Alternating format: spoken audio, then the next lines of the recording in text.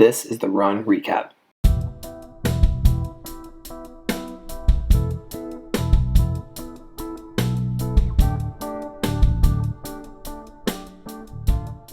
We were saying before we got interrupted that it's been, we haven't been running. Snowboarding has been not great, and we have a ton of technical issues. So far the podcast is just going awesome. I think it struggles in the winter, you know, like it's, I was thinking about that, like, man, what do you talk about in the winter? Cause I'm not very motivated, especially in a bad winter, right? Where like, man, I'm just not doing much, but, okay. I do have some exciting, just, things to talk about in exercise world in general. First of all, I am still running once a week cause I'm doing our run club. Oh, right. Yeah. So I got 3 miles in there. We did that in like about 6-7 inches of snow the other night, and it was just wonderful because the snow illuminated everything. So I didn't even need a headlamp, and it was great consistency where my trail shoes gripped just great, and it was soft, so like, you know, just nice on your joints. And it was a wonderful run. I got like 2 miles in, and then felt like I needed to pick up speed because I just had energy to get out of me because I haven't been as active over the winter. And, and it was really, really enjoyable, which means though, like I probably effort wise dropped down to like 7 flat pace. When I looked at it later, I got just under 9. So, that snow, right? You're slipping on every step and stuff, like, it's just, like, okay, I'm putting that effort. And I even felt like I was going that fast. I was striding out pretty good and everything. Like, a 9-minute mile in snow feels like a 7-minute mile on pavement. Oh, that's hilarious. Yeah, I haven't ran on snow in a long time. I'm actually kind of bummed out because I have no time to run at the moment, and it's like it warmed up over here, and so it feels great, outside. But I don't have any time. I barely have time to do the workouts I need to be doing, and so a snow run sounds equally not fun, but also fun because it's been so long. Well, and as you get busy, I think that running becomes more and more, like it's almost like it's more necessary for your brain and everything, and obviously for your body, but it gets more and more difficult the busier you get to set aside the time and make yourself do that. And when we have these short days, it's like, okay, I don't want to run in the wet or the snow and the dark. I just don't want to. Like that's so miserable. On the other hand, every time I make myself do it, it's enjoyable. And it's not like I haven't been doing this for 35 years and I know better, I know, right? Yeah, my big problem right now is that I just don't. Most of my workouts have been taking place with a toddler, and so I kind of am needing to be in a confined space, So also, it means that they are not quite as intense or as heavy as I might typically do. But the one thing that has been good is I come down to the gym. And we come into one of the spaces that has the least amount of dangerous things, and I lift some weights, I do some exercises, and then I hop on, and I've been really able to get some hard sprints. I've been really inspired by it feels dumb to admit, but I got inspired by an Instagram post recently that said something about like 90%, I don't know, I'm butchering whatever the stat they claim to be referencing, but let's say 98% of adults never sprint after the age of, let's say, 40, I don't know what he actually said, and I don't know what the I was saying the same thing. It was something like that, though, yeah. Yeah, and I'm like, you know what? I like to sprint, and I do sprint, but not often. It's usually like a summertime thing. And so it was very motivating. Like, I need to do max effort sprints more consistently. And so Lockwood thinks it's hilarious when I run on the treadmill and go fast on the treadmill. And so it's been really helpful that I can come down, I can do my workout, and I end with some like 100, somewhere between 100 and 400 meter, like maximum effort sprints. And he runs around the gym in circles. And so that's been kind of the only good thing I've been getting out of my short workouts lately. Yeah, isn't it funny how those things do that? Where you watch those things and like that things you see online, especially things like on Instagram or TikTok or whatever. It's like these things are mostly lies that just some random person put together. Like there's no, I mean, like it's bad enough just online when you see a graph, right? The graph is almost always lying. Yeah. It might be telling a truth or something like that, but it's not accurate information. And there's no way you even know it's accurate. But we see a picture, and then all of a sudden it makes it feel real to us. And then even worse so, you see a video and a guy talking, and you're like, okay, yeah, that suddenly is like, feels like real information, where it's like, this is just another random person saying a thing.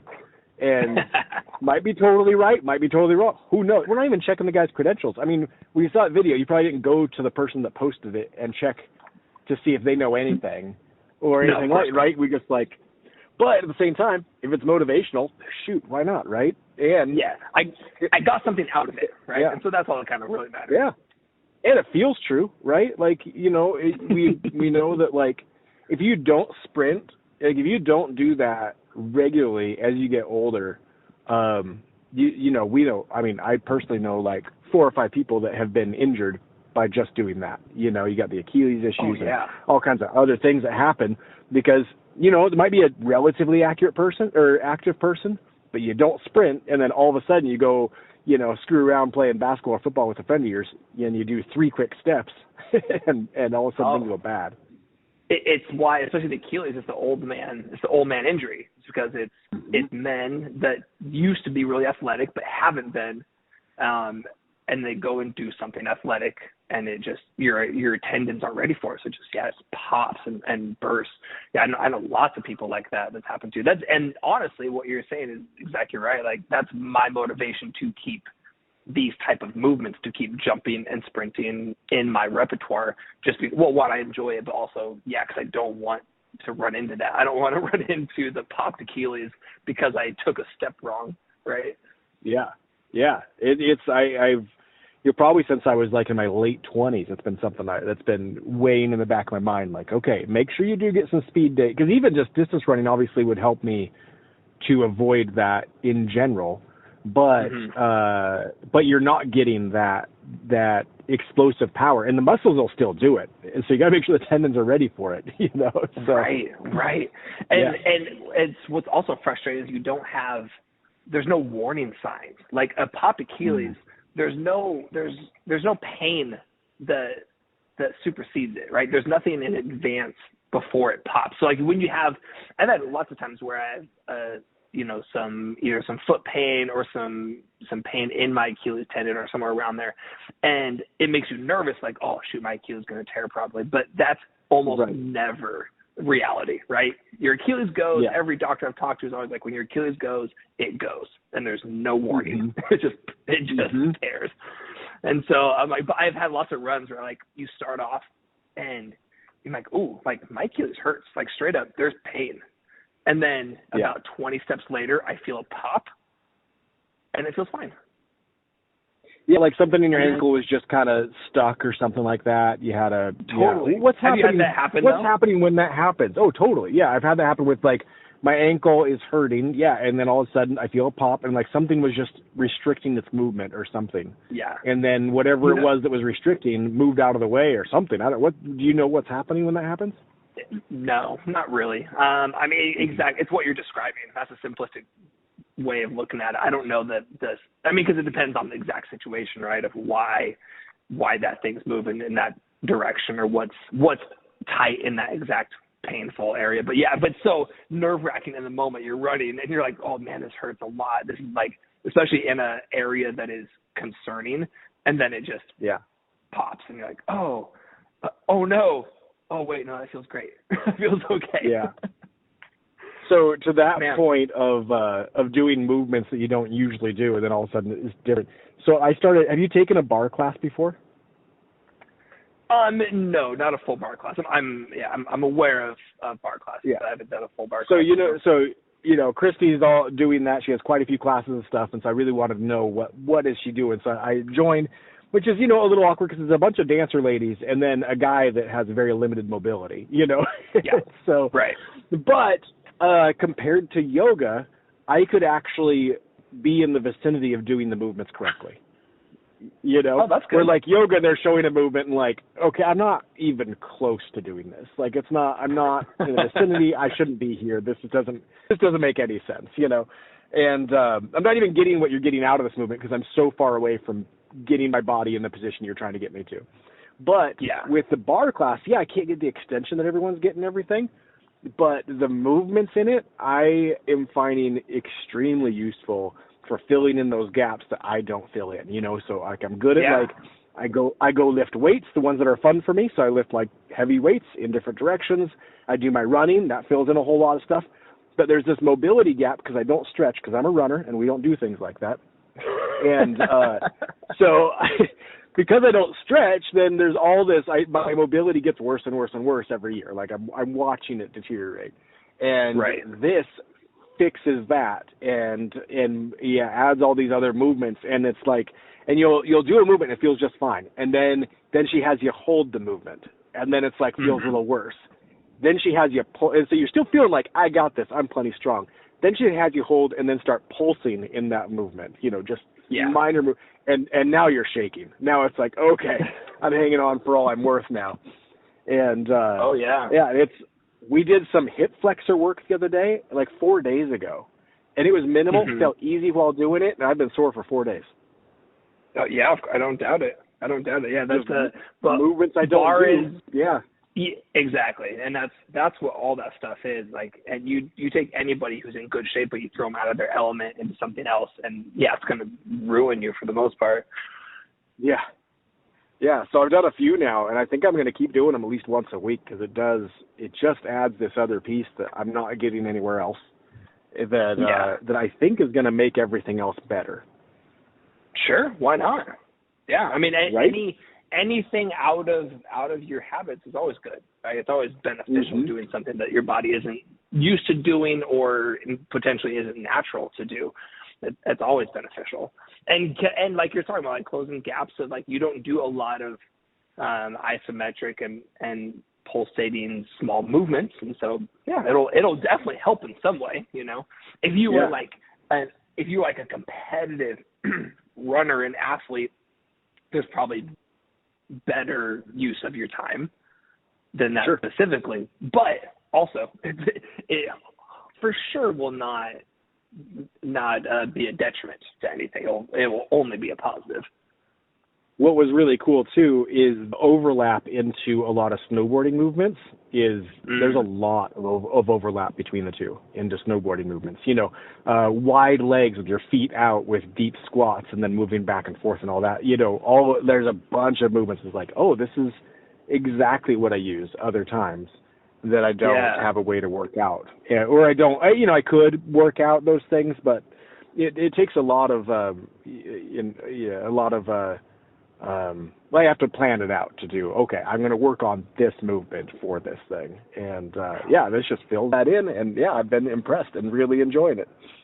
But that's a problem for, like, the modern athletic person is we know so much, we see so much on Instagram and all the social media, and so we know what we should be doing. But to do what we know we should be doing takes us being a full-time professional athlete.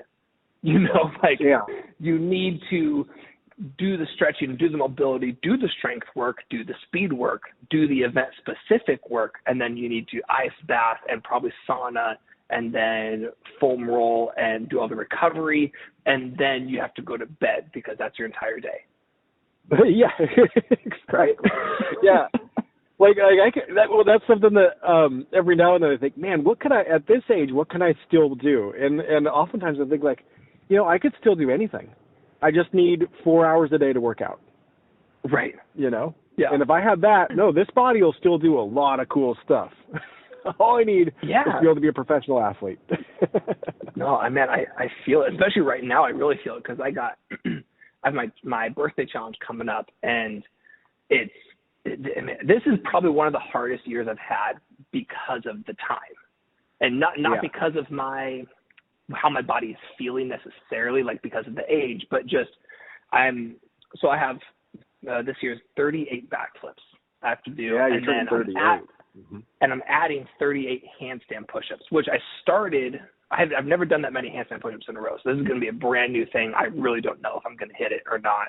I started adding the push-ups, started working on them back in October, I think, maybe September. I don't know. It's like a good amount of time to ramp it up, and I was making good progress. And then I had a baby, right? And that kind of throws a wrench to everything. But I planned for the baby. I'm like, okay, my consistency is going to be out the window coming up, and I tried to get ahead of the game a little bit, and it worked. And because of my timing with our schedules and the baby, I was still able to make a little bit of progress in December. And end of December, I had a day in the gym where I was like, you know what? The push-ups aren't feeling amazing, but they're still progressing. And I had a set of back flips where I'm like, these feel incredible. Like, I feel so good, and I'm not going to have any issues with this. I'll nail the back flips for sure. The push-ups, we'll see. I'll do my best. It's first year. I don't put a lot of pressure on it. But, man, the last 3 or 4 weeks, 2 or 3 weeks, everything feels terrible. Oh, no.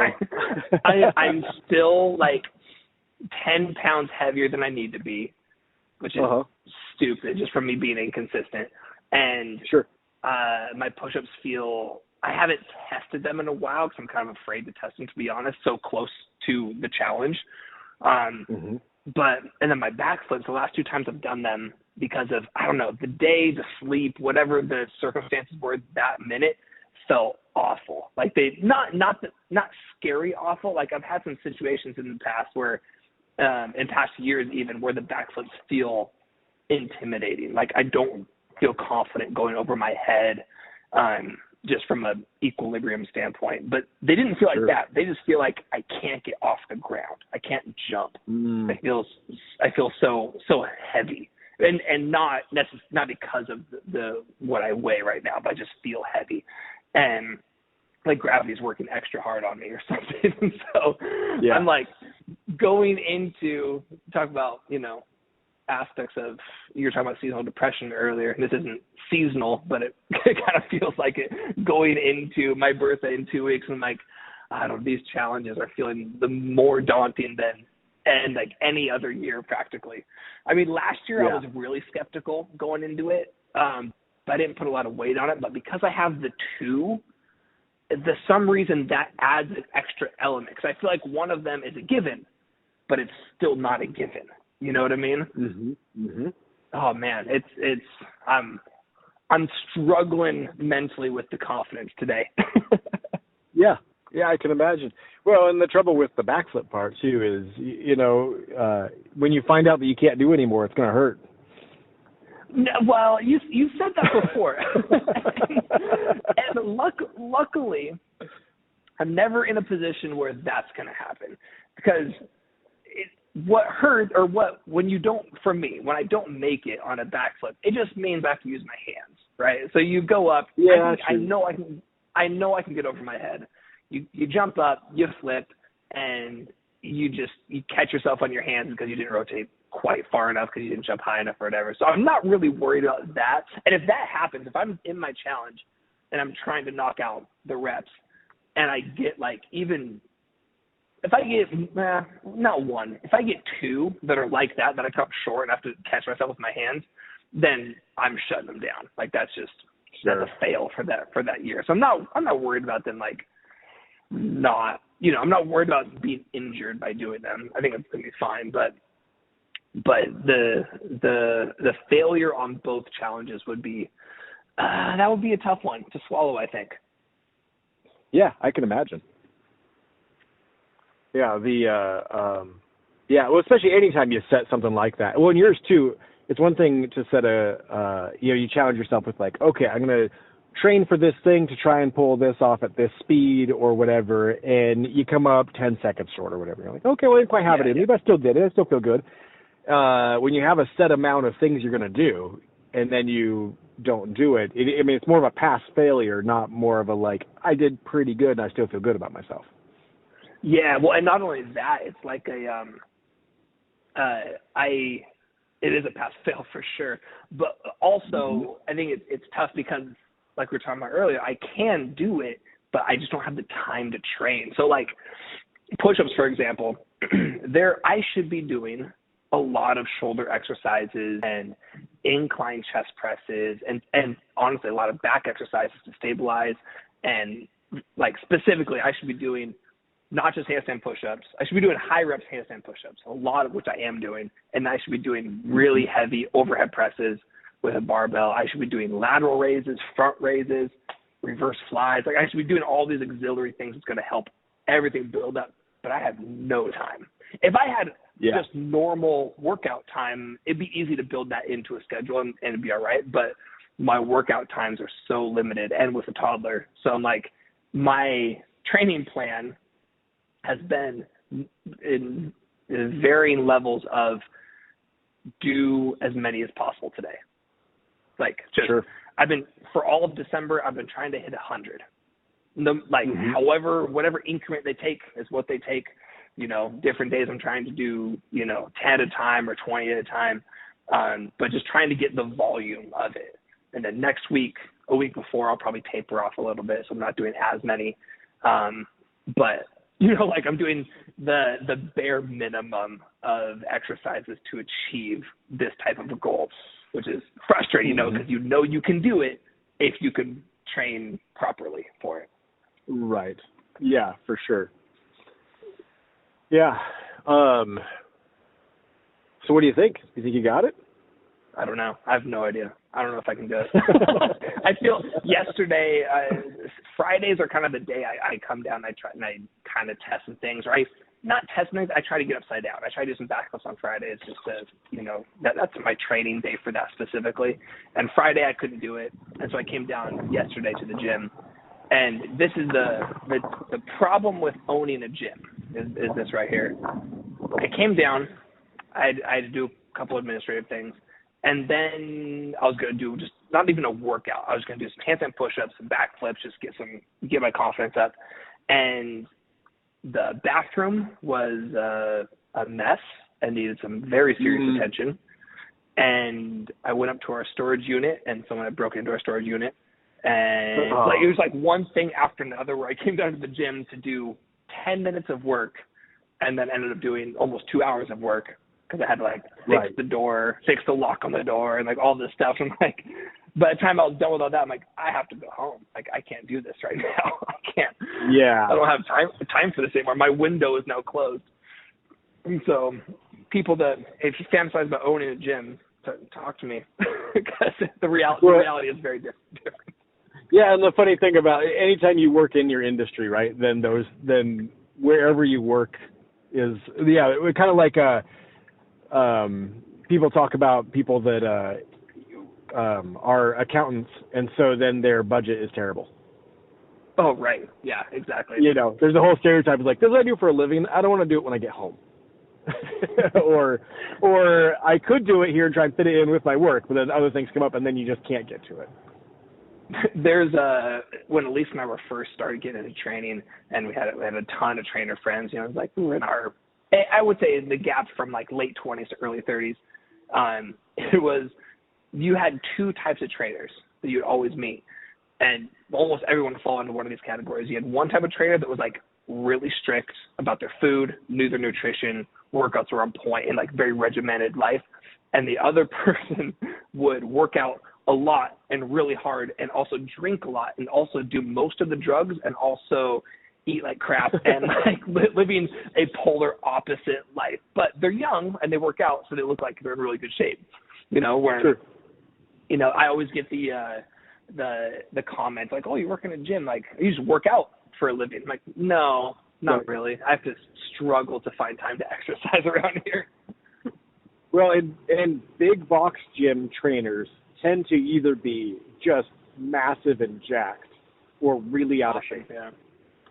Oh, it's for my state, it's about 50-50, One of the best rated trainers or group class instructors, I don't know about now, but at a gym we used to go to, she was for many years she was Seattle Magazine's best rated group instructor. And she looks like an out of shape softball player. You know what I mean? Like no knock on softball players, but they're always like usually a little bit larger stature, you know. And she looked like she was like that, and then she gained 50 to 70 pounds, and that's the way she was. And you're like, she might be an incredible instructor, and obviously was. People love her, but I would have a hard time like taking a class or being instructed by somebody who's not at least kind of in shape, you know, a little bit.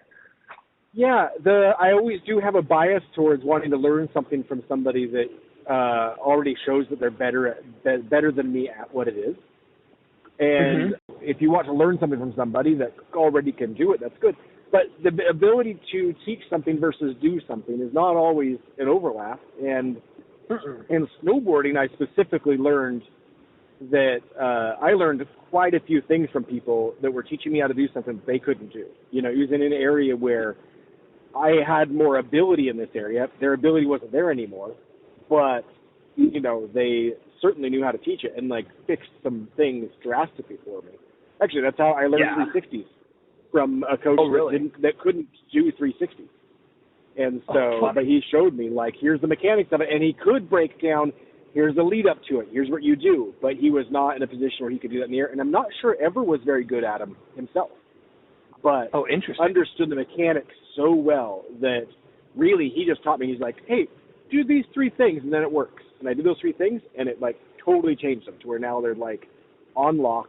You can do them no problem anytime. And, drastically changed how I did them. And that's just a good coach right there, right? Well, and then you think about, okay, people at the top level that have coaches are not learning from other people that are riding at the top level. That's not what's happening. They're learning from people that are really, really good coaches. None of my pole vault coaches have ever jumped as high as I did. Right. Like, but they were really good coaches, right? Really exceptional. Because you had some of the top coaches. Yeah, exactly. And there was actually it was really interesting. Our uncle Kelly was inducted into the Track and Field Coaches Hall of Fame for Washington State over the weekend, and I was looking through like the list of past inductees, and it was kind of cool to see that I had actually been coached by I want to say like four of the coaches that were inducted, that had been inducted over the years. Right. And that was pretty neat. But it's human nature to gravitate towards the person that either does the thing that we want to be able to do or looks how we want to look. I have a lot of clients, not a lot. I have enough clients that say they train with me because they want to look like me. I'm like, well, that's unattainable because we have completely different structures. Like, it's not even a fitness thing. It's not how in shape are you. It's just literally you can't look like me because we have different genetic background. Yeah. When you get in this great shape, you're going to look different. You're going to look totally different. And in fact, you are in really good shape and you look nothing like me because we're not the same people. But it's such human nature to gravitate towards that, right? Yeah. Well, even you and I, who we basically are the same people, but we develop muscles drastically different. Mm-hmm. Yeah. So, yeah, I know there's muscle groups that, like, I don't build like you do. That's for sure. It's very different. Yeah. Well, and some of that is because of what we did. I mean, well, no, a lot of it is because we're two different people. But a small portion. Believe it or not, we actually are. A small portion of it is that we did very different things in our adolescent years. And so the muscles we develop quickly are going to be very different from each other, you know. So that even if our statures are different, it's not going to look the same because those muscles have a hard time developing or harder time developing for one person than the other, right? Yeah, absolutely. And it even seems like bigger muscle groups even, they form how your body's shaped so much more is what I feel like I've noticed. And those also, that so much relies on what your background is like, you know, like those ones. Yeah. My lats are always big because I did a ton of chin-ups in junior high. No, totally. Yeah, it's very true. My shoulders and my abs and my glutes to a certain extent are pretty easy to build up quickly. They remember. I have a client, and I apologize if I've said this before.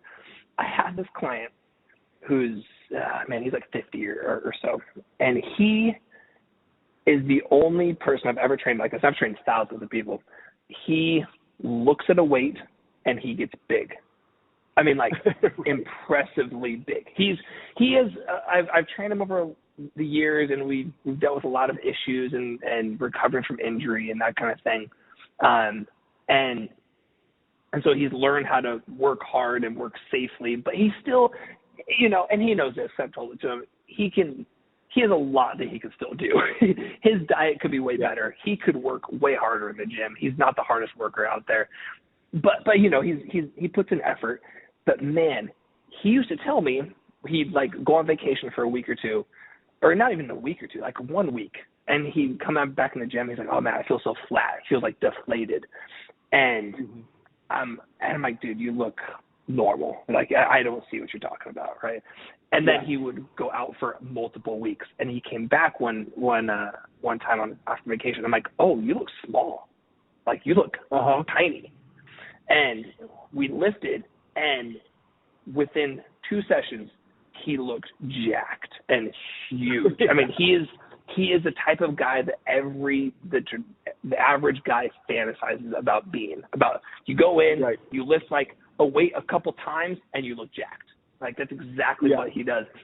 But come to learn more about him over the years, and he used to be a model back in the day, like a runway magazine model, and he was in the era when his career was really good of like I don't even know who the models were, like Fabio, back when like the guys, the male models were like big and muscular. Yeah.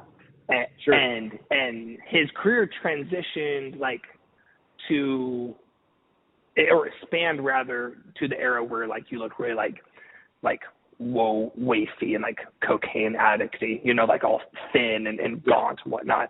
And so he made it through that round. His manager actually gave him a pair of running shoes one day and said, don't go to the gym. Here you go. Like, run. And you got to shrink. But all of that was during his 20s when he was like, or his early 20s, where he was just lifting nonstop and not lifting well, but still his body just remembers how to snap back into that. And so even though the size difference that he notices, it's mostly just water that his muscles are retaining, but it still is dramatically noticeable. Or he did so much work in his developing years that his body's like, oh yeah, I remember how to be big. Let's be big all of a sudden. Right. Yeah. Mind blowing. Yeah. So much stuff, depending on what you did as a child, your body holds that memory. Like your muscles hold a memory, and they'll just snap right back to where they were, you know, and that's just what they know how to do. And then changing body composition, that's where I noticed because I've done some different things at different points to, you know, that would change the way my body is when I was going through a lot of rock climbing and things like that. But if I wanted to get big, it'd be real difficult for me to do that. More difficult than other things. What I found, because I used to think the same thing, that for me to get big was like my body just doesn't do that. And what I found is it does. It's just it's a lot more work than I realized. Like, I could get big and put on size and gain some large muscles if I wanted to, but it will take more work than it might for someone else. Like, the effort I have to put in is just going to be very substantial. Yeah, totally. Like, getting small for me is extremely easy. You know, same kind of thing. I run a little bit, I shrink. Just right off the bat. This is what happens. Everybody's like, oh yeah, we're doing this again? Okay, we know what to do. You know, and it just does it extremely quickly. Yeah. And often drives people crazy because they're like, you worked out for 2 days. It just does that. Yeah, I'm not as good as you about that as far as like how my body responds to it, but same thing. Yeah, I know how to shrink down quickly if I need to. Well, I think that's the difference, though. You did a lot of more high power type of things, and you know, and I put in thousands more miles than you. You know, totally true. I'm also pretty confident that I have a semi-damaged metabolism from college too, because I was eating so terribly, because I was working out so much and I needed so many calories, and I just I wasn't taking advice of coaches of like what to eat and how to eat well. I was going off of the I'm thin and can eat whatever I want mentality, which I could, but you know, not to the degree that I should have. Like, the amount I was working out, I should have been a lot more. I should have had a much lower body fat percent on my senior year of college than I did, just because of everything I was doing. But I was eating so much junk. I would have a big breakfast in the morning. I would go and have like 3 sandwiches for lunch, do my workout, go to Zips, and have 2 double cheeseburgers, large fry, large soda, and be starving. Yeah, you're probably talking about 3 times the amount of food I can eat. Like I can't even eat that much food. Yeah, I mean, these days I definitely couldn't eat that, but like back then, man, I was for sure getting like 5,000 calories a day, without even trying. But it was all junk food, it was all garbage, and so of course my body was not processing it well, and so I think that's partly why I don't drop. I have to be so strict to drop weight these days, and I gain it so fast. Like if my diet is off point, it just goes up quick. So what do you see for that for other people then? Because obviously that's something probably a lot of people struggle with, especially with how bad our food is for us in general, where our food is always tricking us into being hungry when we're not, and all of that, and it's like designed for that.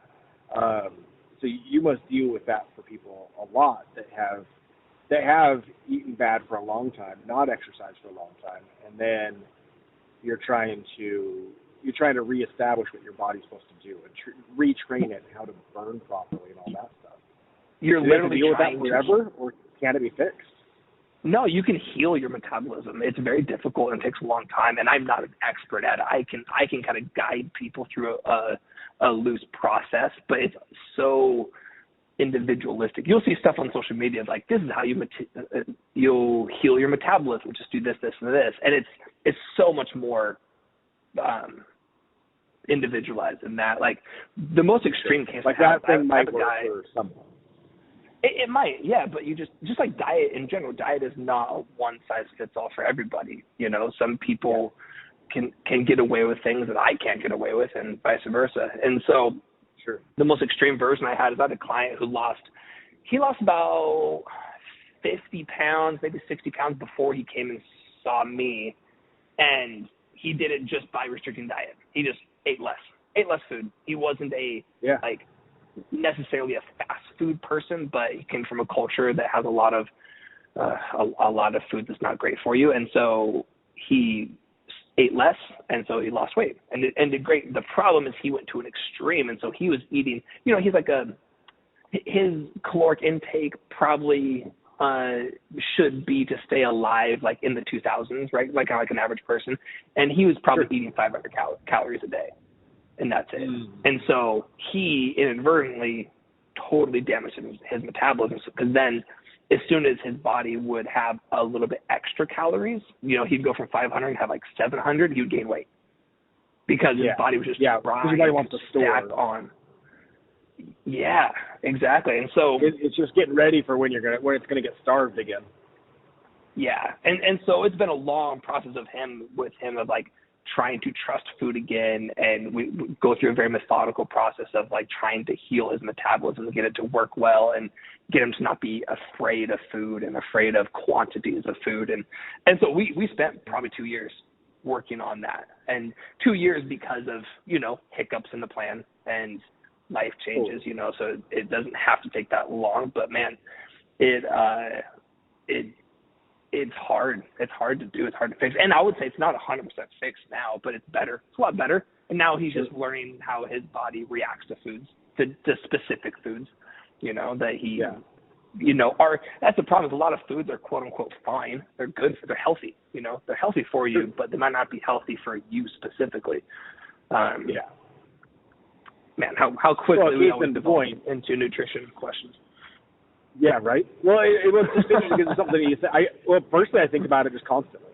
Like I'm always going, what about this? And they're like, and I'm watching. Okay, I ate this. What did it do to me? And I'm like, I'm always monitoring that stuff just because I find it interesting. But also, it's so drastic. It can affect how my workout helps me, how well I perform, but also just how I feel through the day. And I'm so picky about that. Like I don't want to feel gross. And so, and there's a lot of horrible food I can eat and feel great. You know, so totally. So then I know, okay, well, if I'm going to eat crap, this is the type of crap I'm going to eat, you know, and this other crap over here, that's stuff I'm not going to eat. You know, like I don't want to eat spaghetti. I'll eat a ton of it. I'll enjoy it, and I feel bad for days. So me too. Why bother eating that crap? On the other hand, I can eat a ton of sugar and feel wonderful, and have basically no consequences from it. You know, it's not great for me, but it works, and my body burns sugar. It does a good job at it. So, which is what I'm doing this month, is I'm not eating sugar this month. Oh, there you go. And because I wanted to reset, I wanted to recalibrate my taste buds, basically. So I didn't want, because I stopped drinking Mountain Dew accidentally last summer. And then I had one after 2 or 3 months, and it tasted so gross. And I'm like, okay. Mountain Dew does that. So I'd like to recalibrate more things like that to where I just don't want it, you know? And so I thought, okay, well, maybe I can do the same thing with, if I eat a burger, I want a Coke with it. Okay, if I just stop drinking the Coke? Well, Coke then tastes gross, and then I don't want it anymore, you know? And so that was the main goal. I'm not cutting out all sugar. I'm cutting out obvious processed sugar. So just that's so I'm not drinking pop. I'm not eating candy. I'm not having desserts. You know, so the obvious stuff. But I am allowing myself to have as much fruit as I want. Like I don't care about fruit. I don't care about other things because the goal is again change my taste buds so that it wants real. Yeah, that's good. I'm really curious to see how things change. Like obviously the Mountain Dew. Mountain Dew is so artificial that I don't know. I feel like that is a really easy one to taste gross quickly. But for me, because I've done this many times, and I've gone. I usually these days I won't go more than 6 months without a soda, just because like you're saying, you have a burger, you have a Coke. It just goes hand in hand. Right. And maybe 6 months, maybe 9 months. But I went for a while. I went years. I went many years without having a Pepsi. And I would no sugar. Candy tasted terrible. Apples were sometimes too sweet, you know, where you couldn't handle it. And I was and then I went back and I had one. I had a soda after a couple of years of not having a Pepsi. And expecting that it was going to be, you know, it was going to taste terrible. It's not going to be very good. And I had it, and it was the most amazing thing I've ever had. So Pepsi is something that does not lose taste for me. And I don't know why. Sure. I've had a ton of other things that lose taste because you get them out of your system. So I'm really curious to see if you reintroduce a couple of things back, when they'll actually, what will stay gross and what will be nope, that's amazing still. Very interesting to go through that and see what it does. Really. It's almost kind of an experiment because, again, like I was saying, my body burns sugar well, so I'm not really too worried about it as far as my diet goes. But what I have noticed is now my body it's trying to figure out where to get energy from now, and it's struggling. We're used to you give me sugar, we burn the sugar, that's our energy, and then I've been deprived of that, and now it's okay, well, I guess now we're sad and let's go back to bed. That's no good. Any energy, now we can't function. What are we even doing here? And so, again, I went through my first week of that was just hard. I dreamt about eating orange slices. Not orange, but the sugar candy orange slices. I had a dream I was eating them. That's how addicted to sugar I am. Dude, well, and it's, to be honest, it's probably not, it's probably part energy source of what your body's used to, and probably also just addiction. It's just your body is but this is where my insulin spikes at this time of day, every single day, and now it's not, and I don't know what to do. Right. And I would be working and just spike it on purpose. I'm feeling a little down. I'm going to go grab, I'm just going to go eat a piece of candy real quick because I could use a little spike real quick so I get this job done. Man, I'm so vain and about how I look that I can't handle the little bit of sugar and carbs not carbs, like bread, that I wish I could. I know from someone outside perspective, when I'm doing that stuff, I can handle it just fine and I look fine. Sure. But for me, I don't, and it drives me insane. My body. Well, we all look at our own bodies. and we have things we like, we have things we dislike, and it's our bodies. We're looking at it, and we have things we're picky about, and everyone has. Yeah. I think that's absolutely. always important. And you always look at someone else, and you don't see those little flaws. You don't see those little things that bother them about themselves. And you're like, that person looks great, you know. And then, but when it's yourself, it's like, do I have these things that I. How long has it been since you cut the sugar out? Is it just this month? Yeah, January 1st. So I'll be really curious to see what you think in like, you know, a couple more weeks, because what I found through doing so many different types of elimination diets, and as much as I talk about vanity, it really does come down to how I feel, though. All the things I don't eat on a regular basis is almost 100% because I just don't feel good when I eat them consistently. Like I can do a well, and how often have you done so? Like, I take like progress pictures on a regular basis, so I can actually like take a step back and actually compare. And I notice there are days where I take that picture and I'll look and I feel like, oh, I just feel ripped and awesome, and like that's great. And then like I feel bloated a few days later, take the same picture, and in all seriousness, they both often look the same. But one day I feel just shredded, and the other day I feel like I gained 30 pounds and feel horrible. And it's that feeling even changes what my eyes do as I'm looking in the mirror. But if I take a picture and then I go back and look at the picture, then it's like I have this more less subjective. My feeling of it goes away, and I can just actually. That's interesting. Like, I look exactly the same. Yeah, that's interesting. I don't get that at all. I don't have that experience. How I feel. Sometimes I look a little bit better than I feel. Well, actually, no. Well, again, from my perspective, I look better than I feel sometimes. But I would say when I feel like I'm not looking great and I feel bloated or whatever, it's pretty accurate. It's pretty like, nope, I don't look great, or from what from my goals, right, or my expectation. Sure. And it's usually very specific to like, oh yeah, because I had these foods consistently or a few times, or my weekend was, you know, off the rails and I had a ton of crap. But it's all, and not just like bloated or energy feel. Actually, it's rarely energy feel. My energy is always fine, but it's more like my bloated and my digestion. Like, does my body process things well? And so this time around, like cutting weight for my birthday challenge, it's been, I just have to be more strict than I thought I did. I thought I could get away with a little bit here and there. And when I say a little bit, I was commenting to Elise the other day, is I consistently, for a snack, I'll have a couple slices of cheese, like sharp cheddar cheese. And that's just kind of, it's an easy snack for me. It's got fat, protein, you know, and so it's not bread, which is always my problem. And I can't, that's too much. I'm holding on to weight. I can't do it. I have to cut that out. And so like, it's a stupid thing like that. It's like, it's not like traditionally carbs, or it's not like I'm having a ton of bread or pasta or whatever. Like literally the thing that's holding me back from getting where I want to be is I'm having cheese a few times a day. You know what I mean? Like, and so it's frustrating for it to be that specific. And I think a lot of people don't realize how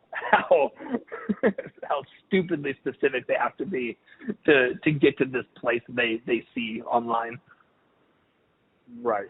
Well, and so many things are like our view of what's in shape because of what you see online is often so skewed now too. Because like you're looking at it and you're like, that person has 4% body fat, you know, and like they look ripped. It's not necessarily where.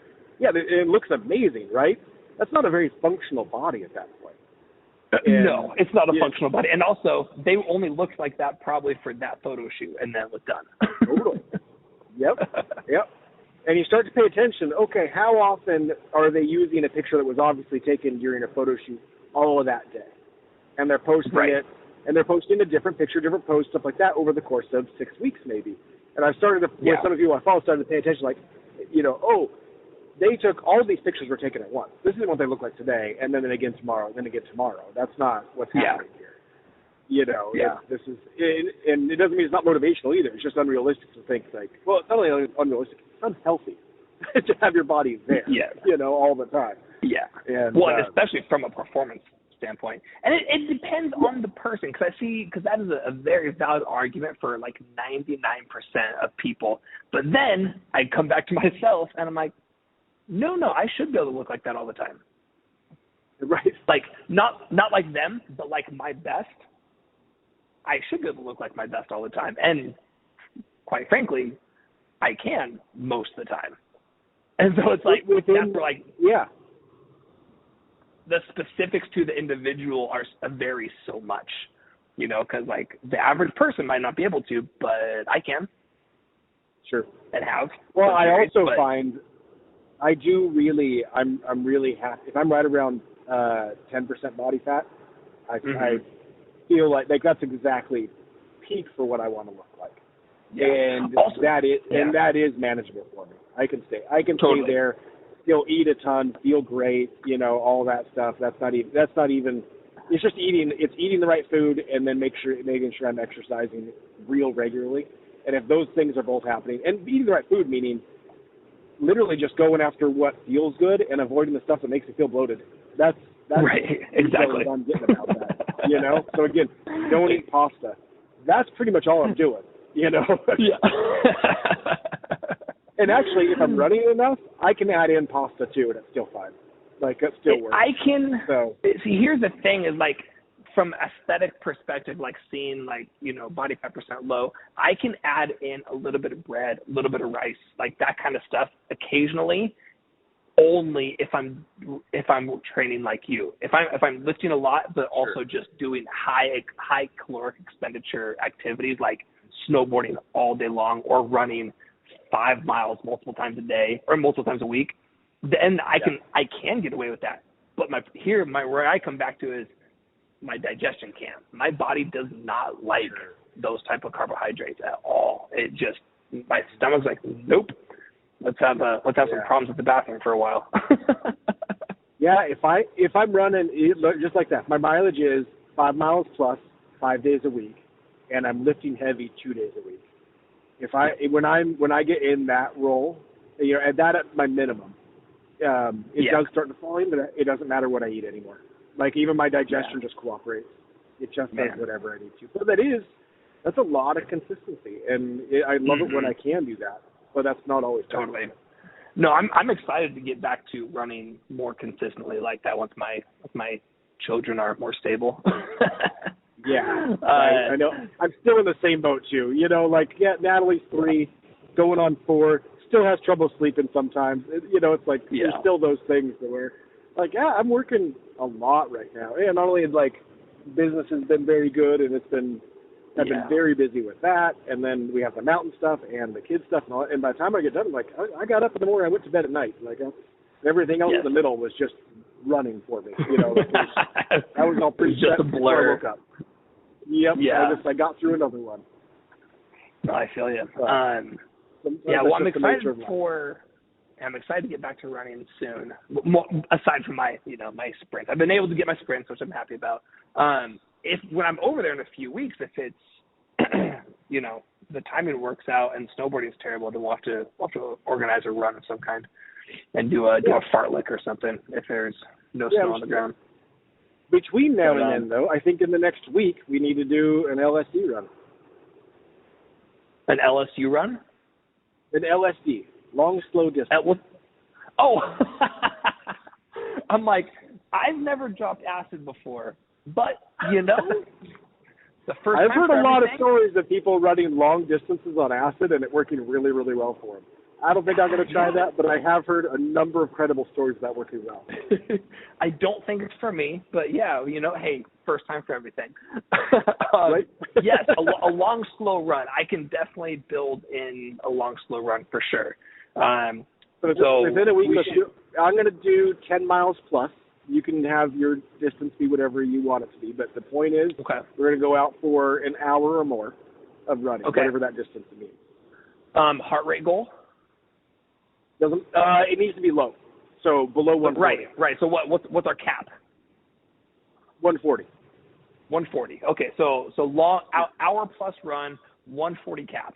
I'm excited to try that, especially because I haven't ran in a while, so it's going to be terrible and going to hurt. Oh, it'll be great to make me do it too, because I need to make myself get out and do a long run. Yeah. I'm thinking this through. Actually, I might have to delay this one. We'll see. I'll think it through, because that's a lot of repetitive impact right before my birthday challenge. I don't want to mess that up. Yeah, for sure. Yeah. Yep. We'll see. I'm gonna think about it. But we'll aim for this weekend. We'll try to get it done, or somewhere this week. Do it no matter what, because I need the motivation, so I'm gonna do it no matter what. There we go. I like it. Yep. Okay, well, let's wrap it up, and I'll talk to you later. All right, sounds good, man. We'll see you. All right, see ya.